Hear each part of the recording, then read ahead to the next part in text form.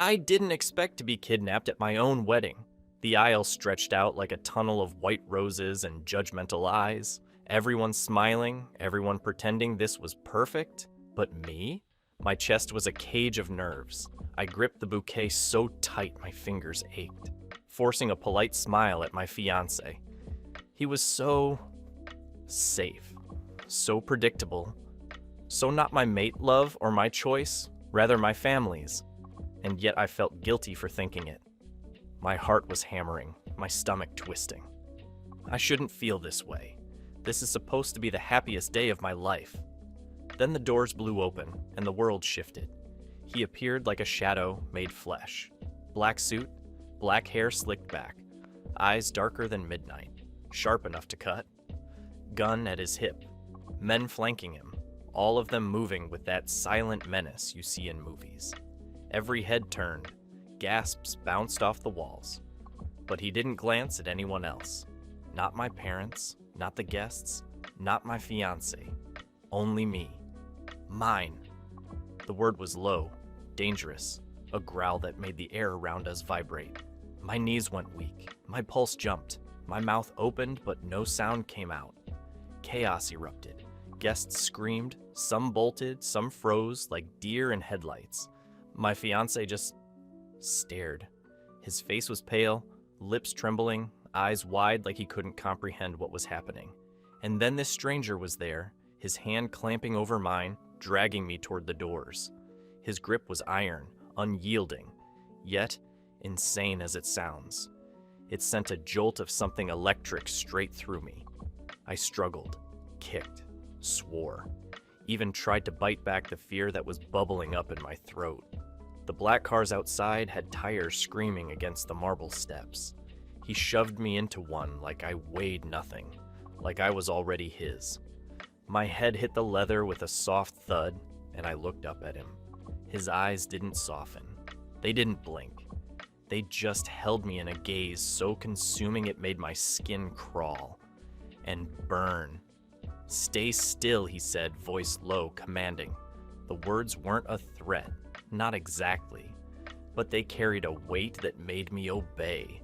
Every nerve in my body screamed to run, to fight. But part of me, a part I barely wanted to admit, didn't. The doors closed, muffling the chaos behind us. My heart was a runaway train. Fear clung to me like a second skin. But underneath, something else stirred. Thrill heat. A dark, dangerous thrill that made my pulse spike in ways I had no right to enjoy. In that instant, I knew the impossible truth. In the blink of an eye, everything I thought I wanted shattered, and yet I wasn't sad. The next morning, I woke to sunlight slicing through floor-to-ceiling windows, and for a second, I thought I was dreaming. The city below sprawled endlessly, glittering like a kingdom I didn't belong to. Then reality hit, my head throbbed, my throat was dry, and my wrist pulsed painfully where it must have scraped against something. Furniture? Handcuffs? I couldn't remember. The penthouse was breathtaking. Marble floors gleamed under golden sunlight. Velvet couches sat like thrones. Chandeliers glimmered like stars trapped indoors. But I didn't see luxury. I saw a gilded cage. Every surface, every polished detail screamed, "You are not free here." And then I saw him, leaning casually against the balcony doors, arms crossed, like he owned not just this penthouse, but the very air I was breathing. Black hair slicked back perfectly, eyes darker than midnight, fixed on me with a calm that made my stomach twist. No apology, no explanation. Just him. "Morning," he said, voice smooth, teasing, the kind of calm that could make someone crack. I swallowed hard, my voice barely above a whisper. Who are you?" He straightened, a slow smirk tugging at the corner of his lips. "I'm Blake," he said deliberately, letting the name hang between us like a warning. "And you? Well, you're here, with me. You're mine." My pulse quickened. Why am I here? He stepped closer, deliberate, his presence overwhelming. You should ask that to yourself, he said, calm, teasing, and utterly unnerving. I froze, chest tight, mind racing. I wanted answers. I wanted to run. I wanted to scream. And yet, despite the fear, something inside me flickered. Something I didn't want to feel. Thrill? Temptation?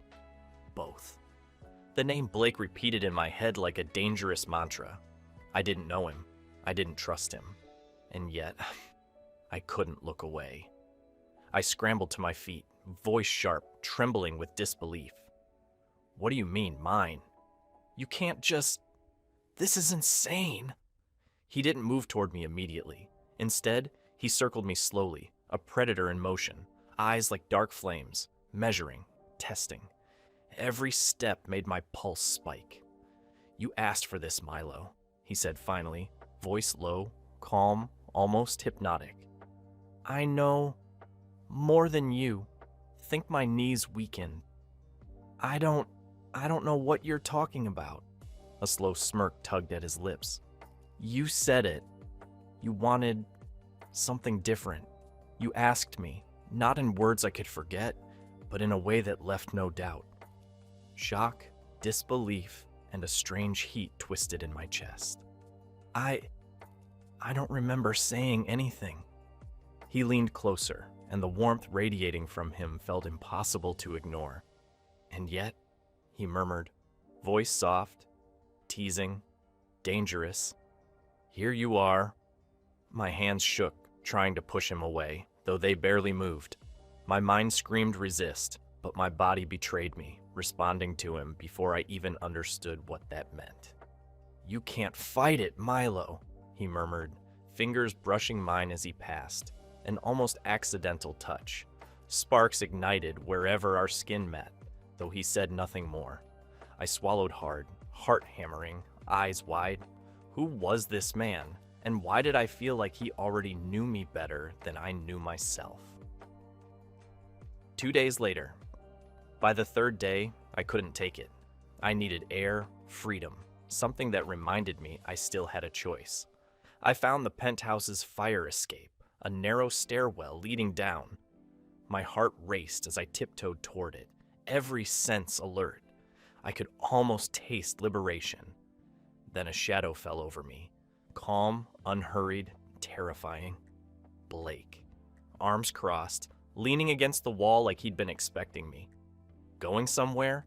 He said, almost casually. I swallowed hard. Let me go! He took a step closer, his presence filling the stairwell, heat wrapping around me, suffocating and intoxicating all at once. You can't get away, Milo. Not from me. Not now. Not ever. Panic surged, but so did something else. Desire, anger, confusion. The mix was unbearable, making me ache in ways I didn't understand. I struggled, jerked my arm free, almost managed to step, and then his hand closed over mine, iron grip, unyielding. I said stop, he murmured, low and commanding. I froze, chest heaving. I wanted to scream, to fight, to push him away. And yet, under the terror and adrenaline, I felt that pull again, that impossible magnetic draw toward him that made me hate myself for even noticing. Why are you like this? I whispered, voice trembling. Because it's the only way you'll ever accept it, he said softly, almost tenderly, though there was still steel beneath the words. And in that instant, I realized I was trapped, not just in this penthouse, but in him. A few days later. It had been a few days since the gilded prison realization. I still couldn't figure out whether I hated him or something worse. Blake had decided I needed a lesson. I didn't know in what. Etiquette? Chess? Driving his absurdly expensive car? I soon found out. All of it. The study was massive, lined with books, velvet chairs, a chessboard set in the center. Blake sat opposite me, back straight, arms crossed, expression unreadable. Your move, he said, voice low, calm, teasing. As I leaned forward to pick up a chess piece, my fingers brushed his. Accidental, I told myself. but his eyes locked on mine, dark, smoldering, like he knew exactly what had just happened. Sparks, or maybe fire, shot straight through me. "You're distracted," he said, voice soft, almost a whisper. "Focus." I clenched my jaw, trying to act normal, but every subtle movement, his lean, the brush of his hand, the way his gaze seemed to follow me like a predator, made my skin tingle. This wasn't about chess. It was about him, about control, about me realizing in small, torturous increments that I couldn't hide from him, or my own reactions. That night, he appeared at my door without knocking. "Come with me," he said, voice low, commanding. I hesitated, then followed. The balcony overlooked the city, a cascade of lights stretching endlessly. The cool night air hit my face, and for a moment, I thought I might finally breathe. We stood side by side, not touching, though the proximity made my chest ache. "Why did you stop me?" I asked softly, barely daring to breathe. He didn't answer immediately. "Just watch the city lights," and then he said, almost to himself, "Because you're mine." I shivered, not from the cold. For the first time, I saw a flicker of vulnerability in him, a hint of the man behind the alpha. And somehow, I wanted to reach out, to understand him. My body screamed, "Stay back," but part of me longed to lean closer. The silence stretched, heavy, intimate. My pulse raced, and I realized with terrifying clarity that I was drawn to him in ways I had no right to feel. A few days later, I snapped. I couldn't take the tension any longer. "I hate this. I hate being here. I hate you. I hate—" "You're angry," he interrupted, calm as ever. "Good. You should be. You should feel everything. But know this, resistance doesn't work with me." I turned to face him fully, hands shaking, chest heaving. "Why are you like this? Why do you get to control everything?" He didn't move closer, but his presence was suffocating. "Because I care. Because you begged me to save you. And because I won't let you go." The words hit me like a punch. I wanted to shout, to run, to throw myself off the balcony. And yet, as I looked into his eyes, those impossible, dark, consuming eyes, I felt a pull I couldn't fight. Our hands accidentally touched as I gestured in frustration. Just a brush. But it lingered. Electricity raced through me, heart pounding, pulse jumping. I hated him. I wanted him. Fear and desire twisted into something I couldn't name. Every instinct screamed resist, but part of me whispered, "You don't want to." 3 days later. I didn't mean to get so close. I swear I didn't. We were arguing. Again. Voices sharp, heated. A storm of words I didn't want to say, but couldn't hold back. He leaned against the table, arms crossed, smirk tugging at the corner of his mouth, watching me like I was both prey and puzzle. "I can't stay here," I shouted, fists trembling. "I can't, everything is insane." "You think it's insane?" His voice dropped, low and dangerous, carrying that soft growl that made my knees weak. "You begged me to save you." I froze. My chest heaved, my pulse hammering in my ears. I wanted to scream, push him away, and at the same time, I wanted to lean closer, feel the heat radiating off him, see the dark fire in his eyes. His gaze softened. Not completely, just enough to make me doubt everything I thought I knew about him. He took a step toward me, and I stumbled back instinctively. But my back hit the wall, leaving me trapped between him and the room. My stomach twisted, heart thrummed, and I realized with terrifying clarity there was nowhere to run. Then his hand was on my cheek, gentle, dominant, causing my breath to hitch. My head tilted toward him despite myself, drawn to him in a way that made my brain scream, "No!" and my body scream, "Yes." "Look at me," he whispered, and I did. Dark eyes locking onto mine, holding me, consuming me. My fingers twitched to push him away, but they froze. Every nerve in my body was alive, every pulse a drumbeat that screamed anticipation. Before I could think, before I could resist, his lips were on mine, sharp, demanding, and shockingly soft at the same time. My body jolted, heart racing, lungs screaming for air. I froze. Fear and desire collided violently inside me. I wanted to shove him away, but my hands twitched toward his shoulders. My brain screamed, "This is wrong," but my body betrayed me. The kiss deepened. His hand slipped from my cheek to my neck, thumb brushing along the line of my jaw. Electric fire shot through me. My knees nearly buckled. I had never felt anything like this. Danger, heat, and longing wrapped into one. I broke away first, gasping, head spinning. I can't. "You can," he murmured, lips just brushing mine again, voice low, intimate, commanding. "You want it." The truth hit me like a punch. Hate, desire, fear, longing. I hated him. I needed him. And I didn't know which emotion would kill me first. I stumbled back, heart racing, mind a whirl of chaos, but somewhere deep down, I knew one thing.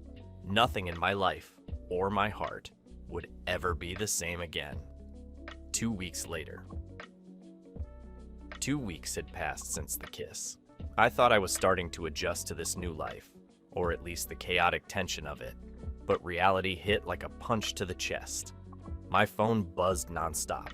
Calls, messages, emails, all from my family and, impossibly, my fiancé.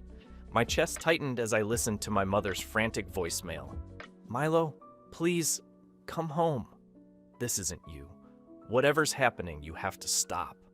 Your life, your future, it's not worth this madness." I wanted to answer.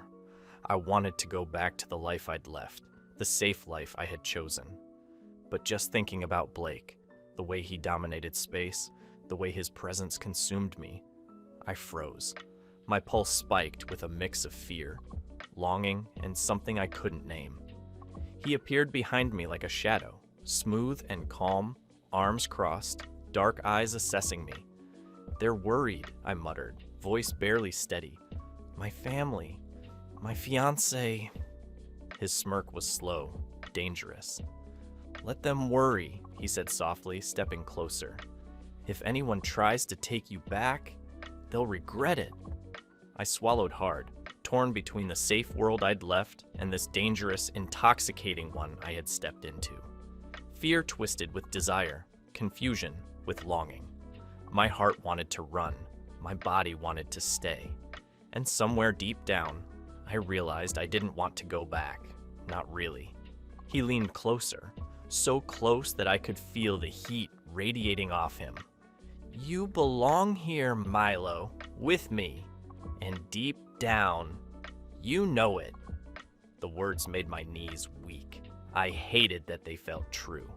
The next night, he insisted I accompany him to a business dinner. I didn't know it was Mafia territory. The car ride alone made my pulse race. City lights blurred past, the streets unfamiliar and foreboding. When we arrived, the building exuded power. Men in tailored suits watched us like hawks, assessing, calculating. Every glance, every subtle movement screamed danger. My stomach twisted into knots. Blake took my hand and gave it a reassuring squeeze. "Relax," he murmured. "Nothing, or no one, will touch you."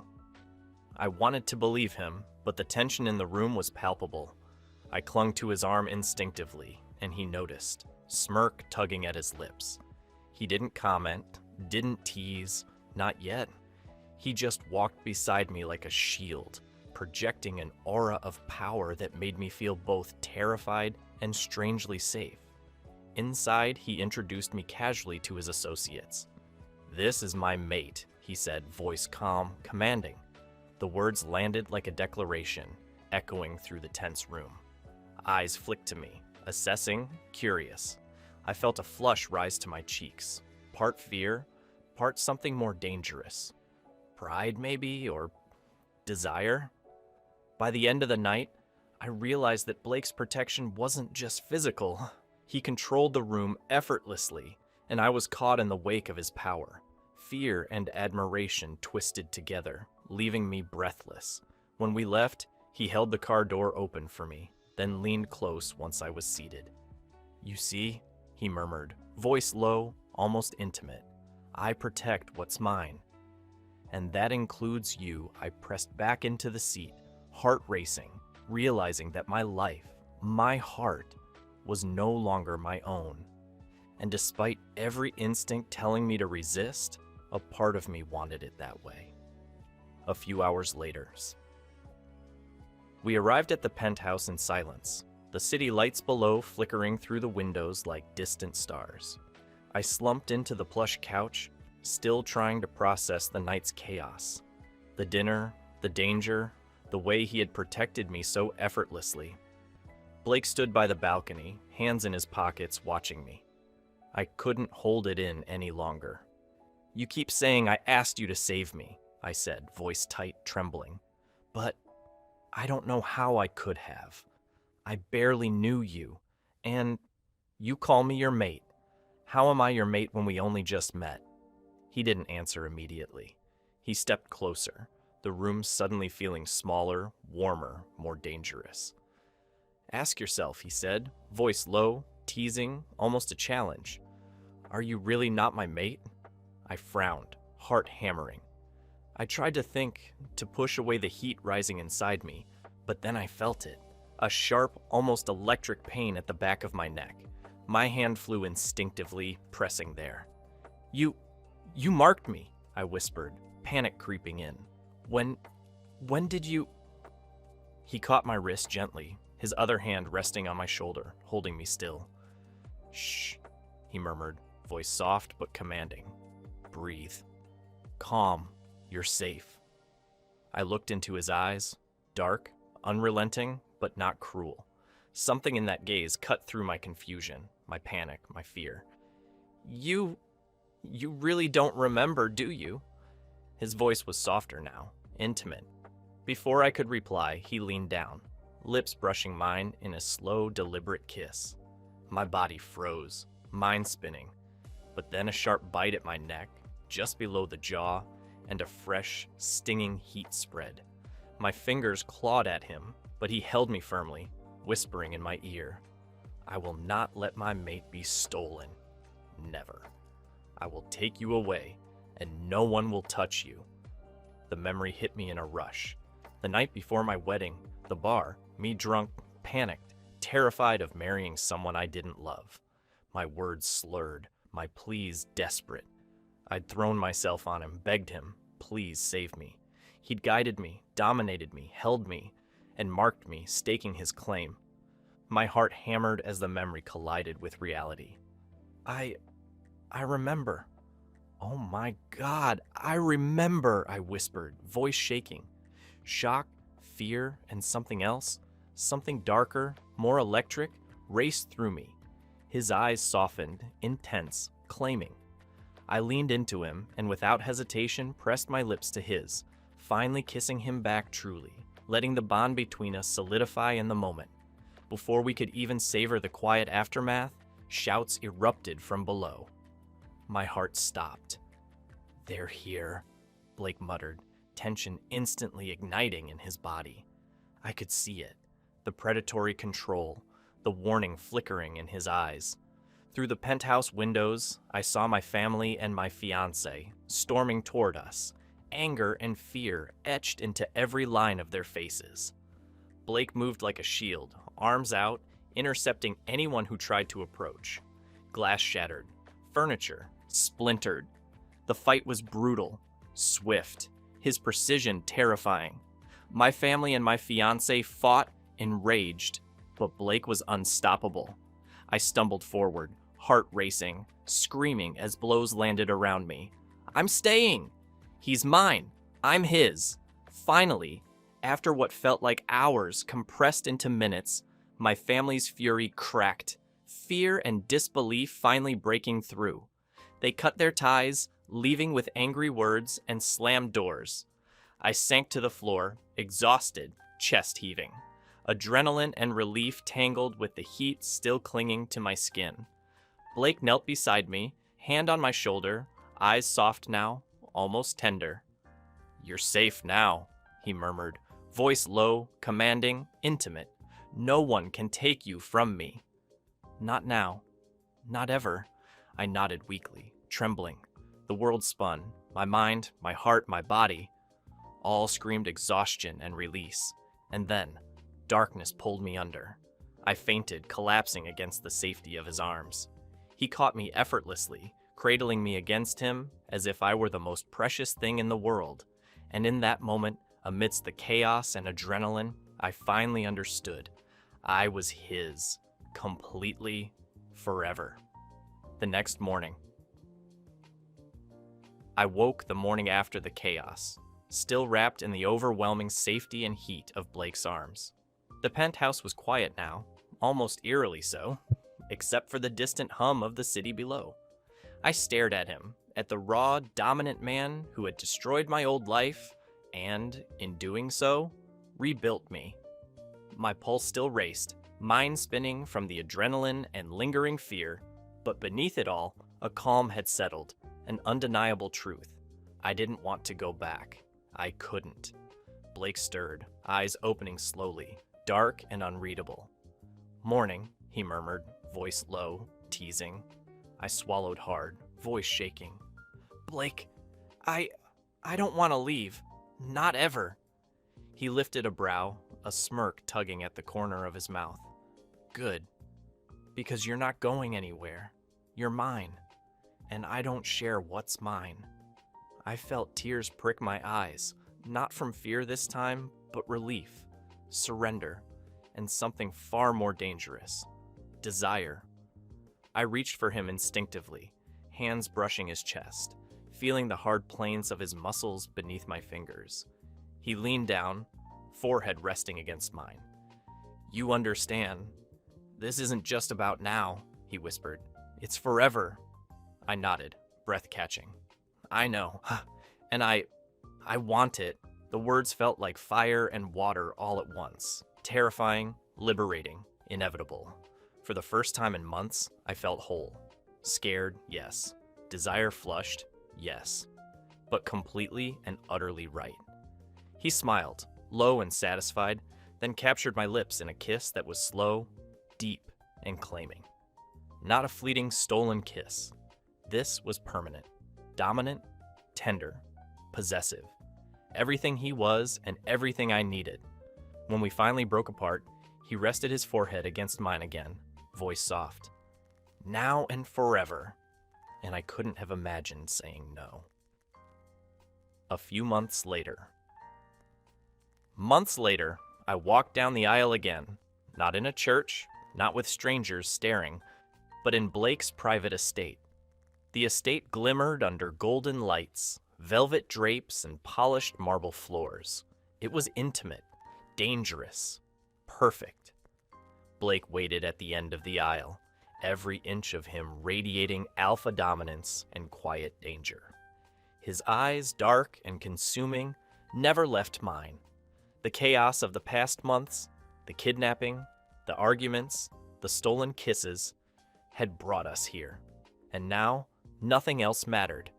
I approached him, pulse racing, and let him take my hand. The heat from his grip burned through me, grounding me, claiming me. He leaned down, lips brushing my ear, whispering the words I would never forget. "You begged me to save you. Now you're mine forever." I smiled, chest tight, tears of relief and desire pooling in my eyes. "And I wouldn't have it any other way," I murmured. The rings slid onto our fingers, mine heavy, gilded, marking me not just as his mate, but as his partner, his equal in this dangerous, intoxicating world. And when he pressed a soft kiss to my lips, the world outside didn't exist. The old life, the old me, the old fears, all gone. Now I wasn't just protected, I wasn't just loved. I was claimed, wanted, and utterly his. Dangerous, powerful, untouchable. As the guests, his family, and our allies cheered, I realized something incredible. I had asked for salvation, unknowingly, and Blake had given me far more than freedom. he had given me myself. And I knew, without a shadow of doubt, I would follow him through fire, blood, and chaos for the rest of my life, because I was his, completely, forever. The end. If fate chose your mate, would you resist or surrender? Thanks for watching. Subscribe to become part of our Rainbow Force and consider joining our membership for early access and exclusive content. Stay wholesome.